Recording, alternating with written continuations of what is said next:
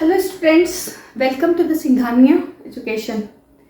अभी तक मैं वेट कर रही थी कि नई बुक आ जाएगी तो मैं नए सिलेबस पे आपका लेक्चर बना के डालूंगी।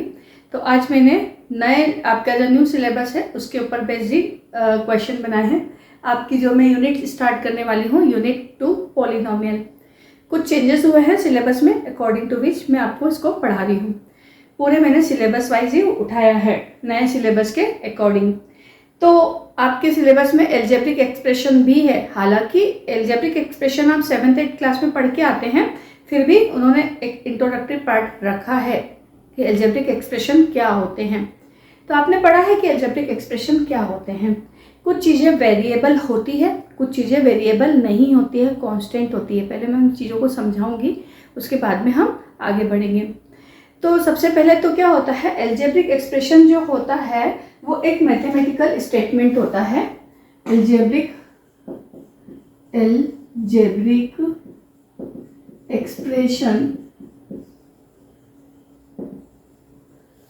expressions are a mathematical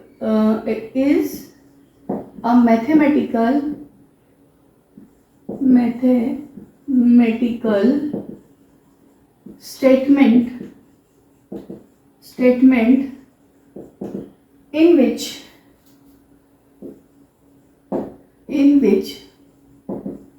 addition, subtraction, multiplication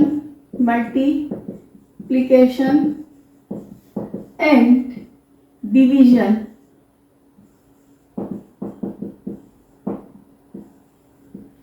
applied on variable and constants। इन बात को समझना बहुत इंपॉर्टेंट है। जब तक एक्सप्रेशन अच्छे से समझ नहीं आता, वेरिएबल कांस्टेंट अच्छे से समझ में नहीं आता, तब तक पॉलिनोमियल भी समझ में नहीं आएगा। तो मैथमेटिकल ऑपरेशन आपको पता है 4 तरह के हम करते हैं। एडिशन, सब्ट्रैक्शन, मतलब जो बेसिक होते हैं वो 4 तरह के होते हैं। और भी ऑपरेशन होते हैं मैथमेटिकल, लेकिन ये 4 तरह के जो है ये बिल्कुल बेसिक ऑपरेशन है। Addition, subtraction, multiplication and division. तो ये एक मैथमेटिकल स्टेटमेंट होता है जिसमें हम इन ऑपरेशन को अप्लाई करते हैं बिटवीन वेरिएबल एंड कांस्टेंट। तो what is the meaning of variable and constant? सबसे पहले तो यही समझना पड़ेगा। तो कई टीचर्स पढ़ाते हैं ना, वेरिएबल को क्या रिप्रेजेंट करते हैं, X, Y, Z, S, T, U, R. Constant को रिप्रेजेंट करते हैं A, B, C, D. This is totally wrong. हम वेरिएबल को एबीसी से भी रिप्रेजेंट कर सकते हैं। एक्चुअल मीनिंग पता होना चाहिए कि वेरिएबल में और कांस्टेंट में क्या डिफरेंस है। कांस्टेंट में एक फिक्स वैल्यू। फिक्स वैल्यू कौन देता है? नंबर्स देते हैं। फिक्स वैल्यू कौन देता है? नंबर्स देते हैं। तो फिर इनको हमने ऐसे, भाई हम पॉलिनोमियल में या एल्जेब्रिक एक्सप्रेशन में हम इनको लिखते भी हैं कांस्टेंट के अंदर। क्यों लिखते हैं ऐसा, वो समझना पड़ेगा, ठीक है। तो जो फिक्स वैल्यू, जैसे मैंने लिखा 2 फिक्स वैल्यू है, इसलिए ये क्या है? कांस्टेंट है। मैंने लिखा 2√2, this is also fix value, है ना। मैंने लिखा √3/4, this is also fix value. मैंने लिखा 0.4, this is also fix value. तो ये फिक्स वैल्यू है, इसलिए ये क्या है? कांस्टेंट है। ये बात तो समझ में आ गई। लेकिन जब हम एल्जेब्रिक एक्सप्रेशन लिखते हैं तब हम इन कांस्टेंट को एबीसीडी से क्यों लिखते हैं? तो ये एबीसीडी रिप्रेजेंट करते हैं कि यहाँ पे कांस्टेंट वैल्यू तो आएगी, पर कौन सी कांस्टेंट वैल्यू आएगी ये नहीं पता। एक्सप्रेशन कौन सा दिया है नहीं पता, तो कांस्टेंट कौन सा यूज किया हुआ है ये भी नहीं पता। अब इसका एग्जांपल देके समझाती हूँ। फॉर एग्जांपल, आपने सबने पढ़ा है पेरीमीटर ऑफ स्क्वायर। क्या होता है? पेरीमीटर ऑफ स्क्वायर को हम रिप्रेजेंट करते हैं 4 × साइड। ये जो साइड है ना, ये साइड क्या है? साइड एक कांस्टेंट है, सॉरी साइड क्या है? साइड एक वेरिएबल है जिसको हम क्या करते हैं 4 × ए से भी लिखते हैं भाई साइड अगर हमने ए मान ली तो ए से भी लिखते हैं या x से भी लिखते हैं, 4x। अब यहाँ पे हमको डेफिनेटली पता है कि 4 कांस्टेंट है। क्यों कांस्टेंट है? क्योंकि एक स्क्वायर की कितनी साइड होगी? एक स्क्वायर की होगी 4 साइड, 4 से ज्यादा नहीं हो सकती है। तो अगर मैं पेरीमीटर निकालूंगी स्क्वायर का तो 4 इंटू साइड ही होगा, और साइड तो वेरी हो सकती है। ये स्क्वायर हो सकता है कि आपने इतना छोटा बना दिया, ये स्क्वायर और बड़ा बना दिया, और बड़ा बना दिया हो। तो साइड हर बार क्या हो रही है? वेरी कर रही है, साइड की साइज बढ़ती जा रही है। इसका मतलब ये क्या है? वेरिएबल है। ये क्या है? कांस्टेंट है। अब ये एक मैथमेटिकल स्टेटमेंट है जो क्या बता रहा है कि ये 4 साइड का एडिशन है। एडिशन है 4 साइड की लेंथ का एडिशन होता है। Multiplication is the repeated addition. तो ये क्या है? 4 साइड की जो लेंथ है उसका एडिशन शो कर रहा है। उसमें साइड तो बदल सकती है लेकिन नंबर ऑफ साइड इस पर्टिकुलर स्क्वायर के लिए नहीं बदल सकती। तो यहाँ पे ये कांस्टेंट है इन केस ऑफ स्क्वायर। लेकिन वहीं पे अगर मैं दूसरा क्वेश्चन लिखूं, पेरीमीटर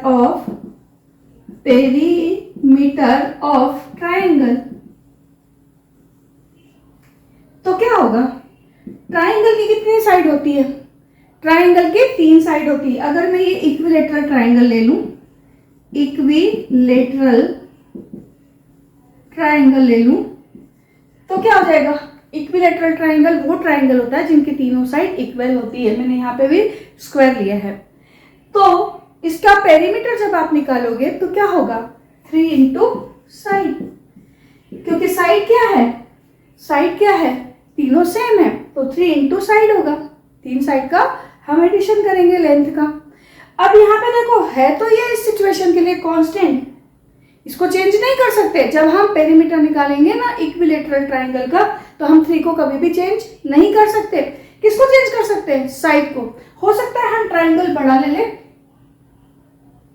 हो सकता है हमने ट्राइंगल छोटा लिया हो सकता है हमने ट्राइंगल बड़ा ले लिया हो सकता है हमने ट्राइंगल और बड़ा ले लिया हो। है इक्विलेटरल ही है सारे ट्राइंगल, लेकिन साइज बढ़ गई। साइज क्यों बढ़ी? क्योंकि साइड बढ़ गई, क्योंकि साइड वेरिएबल है। तो यहाँ के लिए साइड क्या है? वेरिएबल है। तो अब हमारे पास में ये चीज तो मेरे ख्याल से आपको समझ में आ गई होगी कि कांस्टेंट और वेरिएबल में क्या डिफरेंस है।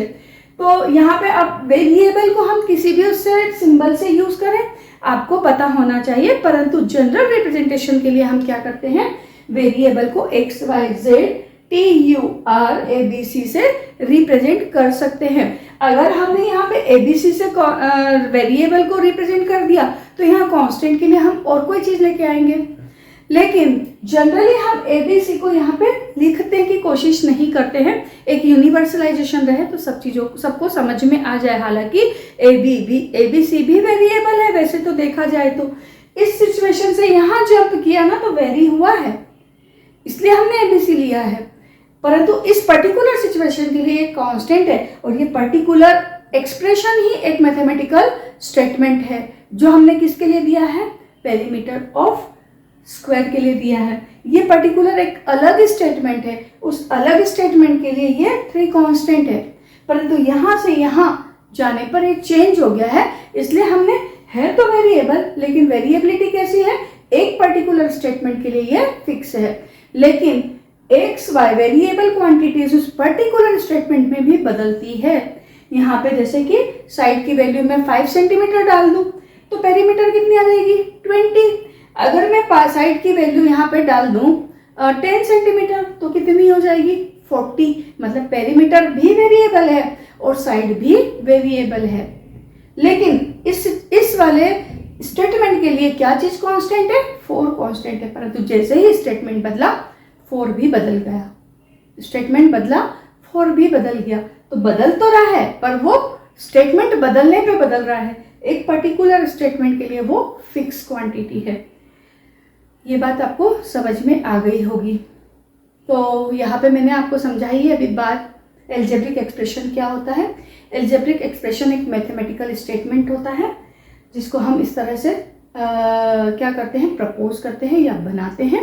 और उसके अंदर दो चीज़ें होती हैं, एक वेरिएबल होता है और कांस्टेंट होता है। उस वेरिएबल और कांस्टेंट के थ्रू टर्म्स बनती हैं। उन टर्म्स को हम किसी भी ऑपरेशन से क्या करते हैं, मैथमेटिकल ऑपरेशन को अप्लाई करके उसको एक बड़ा स्टेटमेंट बनाते जाते हैं। तो वो क्या कहलाता है, एल्जेब्रिक एक्सप्रेशन। तो ये एल्जेब्रिक एक्सप्रेशन की डेफिनेशन है। अब इस एल्जेब्रिक एक्सप्रेशन में कुछ भी हो सकता है। मैं कुछ एग्जाम्पल लिखती हूँ, वो आपको समझाने के बाद में हम पॉलिनोमियल पे आएंगे।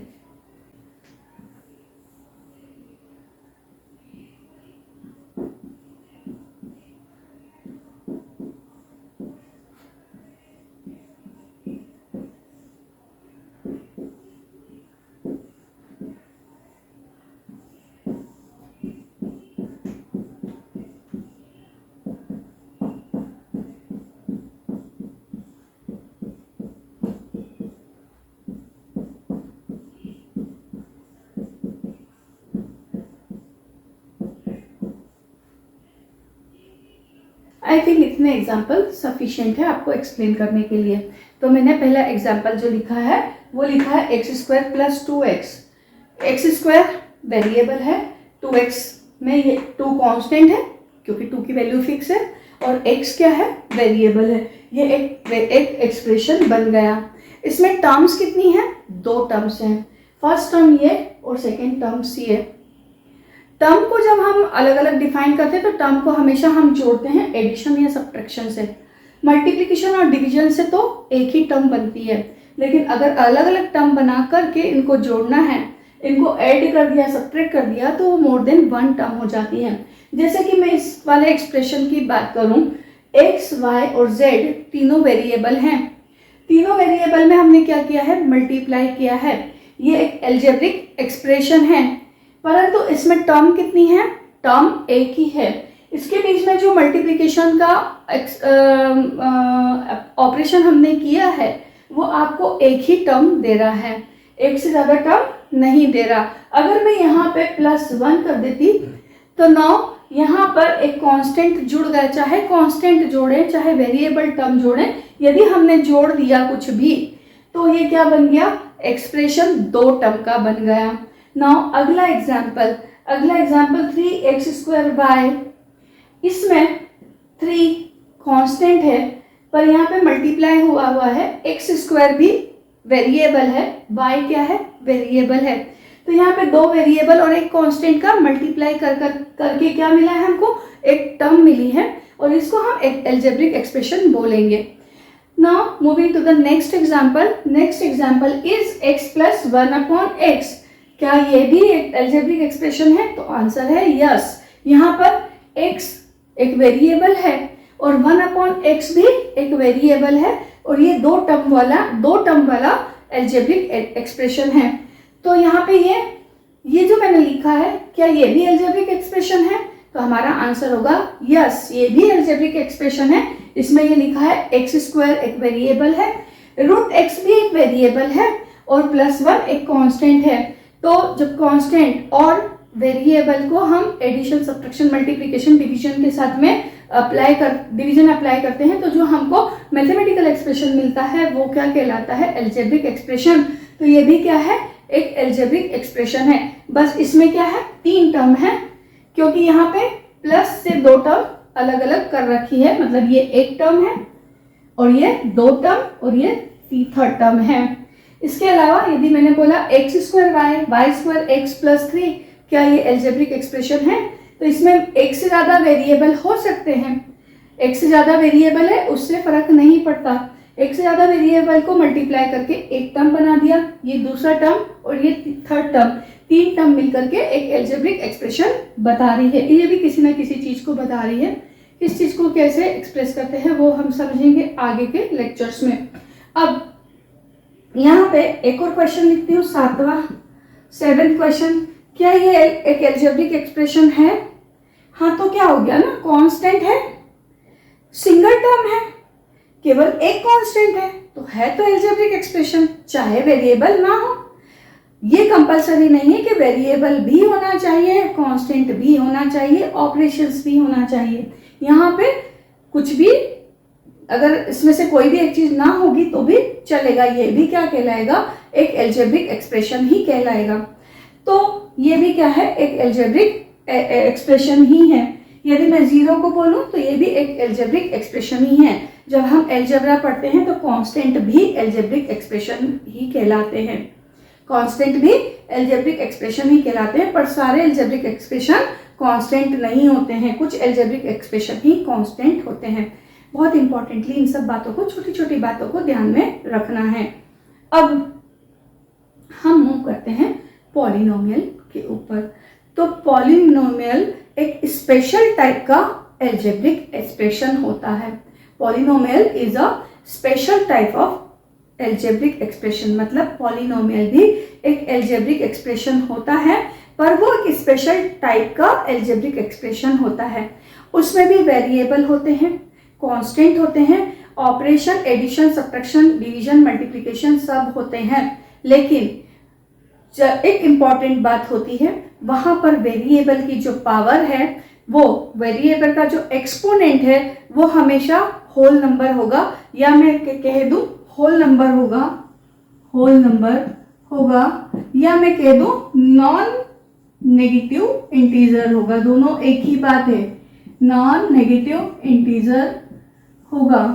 देखो मैथ्स में होती है बात छोटी छोटी चीज़ों को बिल्कुल ध्यान से समझने की, क्योंकि मैथ्स में जो क्वेश्चन के आंसर होते हैं वो भी यूनिक होते हैं। यदि मान लीजिए आपको छोटी छोटी बातों में समझने में थोड़ी सी अंडरस्टैंडिंग में दिक्कत होती है, तो वहाँ पे आपके क्वेश्चन पे फर्क आ सकता है आंसर पे।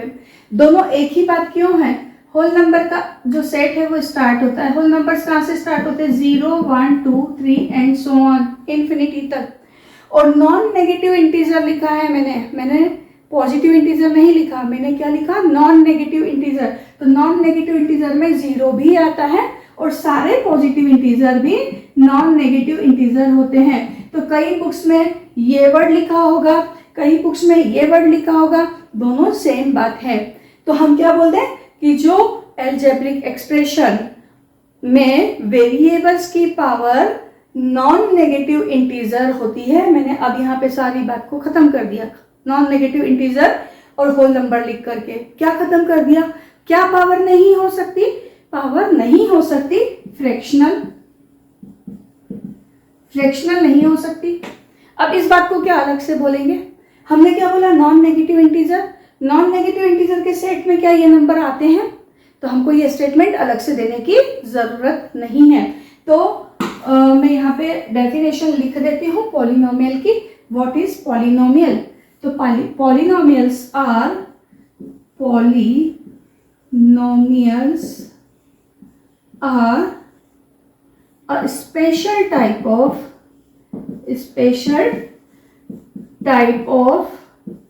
algebraic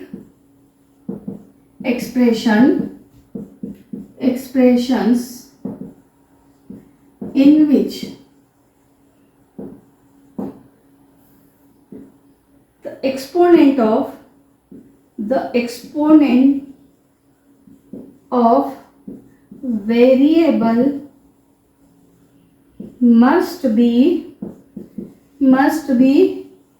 whole number or non-negative integers।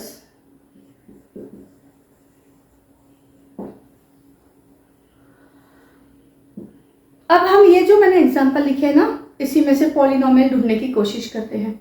इसका मतलब तो ये हो गया कि सारे के सारे एल्जेब्रिक एक्सप्रेशन पॉलिनोमियल नहीं होते, क्योंकि पॉलिनोमियल स्पेसिफिक है। इसका मतलब सारे एक्सप्रेशन में से कुछ स्पेसिफिक एक्सप्रेशन को बाहर निकाल दो तो वो पॉलिनोमियल बन जाते हैं। तो वो स्पेसिफिक एक्सप्रेशन कौन से हैं जिसमें वेरिएबल की पावर, मैंने क्या लिखा, मस्ट बी होल नंबर और नॉन नेगेटिव इंटीजर, उनकी पावर क्या होगी, होल नंबर होगी या नॉन नेगेटिव इंटीजर्स होंगी। तो हम यहीं पे जो एग्जाम्पल लिखे हैं उसी में से पॉलिनोमियल ढूंढने की कोशिश करते हैं। तो मैंने पहला एग्जाम्पल लिखा था x² + 2x, x की पावर 2 है, 2 क्या होल नंबर के सेट में है? यस, 2 होल नंबर ही है। x की पावर कुछ भी नहीं है, इसका क्या मतलब 1। 1 क्या होल नंबर है? तो है, इसका मतलब ये क्या है? पॉलिनोमियल है। नीचे आएंगे, x y z, x की पावर 1, y भी वेरिएबल है, इसकी पावर भी 1, z भी 1 है, इसकी भी पावर 1, इसका मतलब तीनों की पावर 1 1 है, 1 होल नंबर में आता है, इसलिए ये भी पॉलिनोमियल है। कांस्टेंट के साथ में क्या है? कांस्टेंट के साथ में x to the power 0, x की पावर 0 क्या है? वो भी होल नंबर है, इसलिए ये भी एक पॉलिनोमियल है। यहाँ पे हम मूव करते हैं नीचे थर्ड एग्जाम्पल पे, तो 3x² y, x की पावर कितनी है? 2, 2 होल नंबर है, y की पावर कितनी है? 1, 1 भी होल नंबर है, इसलिए ये क्या है? ये भी एक पॉलिनोमियल है। नाउ हियर नेक्स्ट एग्जाम्पल में वेरिएबल है x, x की पावर यहाँ पे 1 है, यहाँ पे x की पावर क्या है? x की पावर 1 है, यहाँ 1 है इसके डिनोमिनेटर में, लेकिन हमको x की एक्चुअल पावर देखना है, तो x की एक्चुअल पावर है -1। क्या -1 होल नंबर के सेट में है या नॉन नेगेटिव इंटीजर है? ये तो नेगेटिव इंटीजर है, तो इसका मतलब ये पॉलिनोमियल नहीं हो सकता। अब नीचे आओ, √x, यहाँ पे मैंने एग्जाम्पल लिखा है √x, x² plus √x, x की पावर कितनी है? 2, 2 होल नंबर है, तो यहाँ तो सही है, चल रहा है। यहाँ पे देखो x की पावर कितनी है? हाफ। रूट का मतलब क्या होता है? x की पावर हाफ। क्या हाफ होल नंबर है? नहीं है होल नंबर, इसलिए ये पॉलिनोमियल नहीं हो सकता। यहाँ 1 के साथ में क्या है? x to the power 0। यहाँ तो सही आ रहा था, लेकिन हमको पूरा एक्सप्रेशन सही चाहिए। एक भी टर्म में x की पावर होल नंबर के अलावा नहीं हो सकती है, नॉन नेगेटिव इंटीजर के अलावा नहीं हो सकती। अगर है तो वो एक्सप्रेशन है, पॉलिनोमियल नहीं है, तो ये पॉलिनोमियल नहीं है। यहाँ पे नेक्स्ट एग्जांपल, x की पावर 2 होल नंबर है, y की पावर 1 होल नंबर है, y और x दो वेरिएबल हैं, इधर भी y और x वेरिएबल है, y की पावर 2, x की पावर 1 होल नंबर पावर है। यहाँ पे अगर 3 के साथ में हम देखें तो कुछ भी नहीं है, तो मान लिया यहाँ पे x टू द पावर 0 और y टू द पावर 0, तो ये भी होल नंबर का पार्ट है। इसका मतलब ये पूरा एक्सप्रेशन पॉलिनोमियल है। तो इस तरह से हमने इस बात को समझ लिया कि हम पॉलिनोमियल किसको बोलेंगे और पॉलिनोमियल किसको नहीं बोलेंगे। ये बात भी समझ ली कि सारे जो अलजेब्रिक एक्सप्रेशन होते हैं वो पॉलिनोमियल नहीं होते। अब हम इसका अगर रिवर्स बोलना चाहते हैं तो सारे पॉलिनोमियल अलजेब्रिक एक्सप्रेशन होते हैं, लेकिन सारे अलजेब्रिक एक्सप्रेशन पॉलिनोमियल नहीं होते, क्योंकि पॉलिनोमियल में एक स्पेसिफिक कंडीशन को फॉलो करना होता है वेरिएबल्स को। तो मैंने यहाँ पर जो नया सिलेबस है उसका पहला पार्ट आपको एक्सप्लेन किया है। अब नेक्स्ट पार्ट के लिए हम चलेंगे नेक्स्ट लेक्चर में। तब तक के लिए bye bye. Thank you for coming to the Singhania education.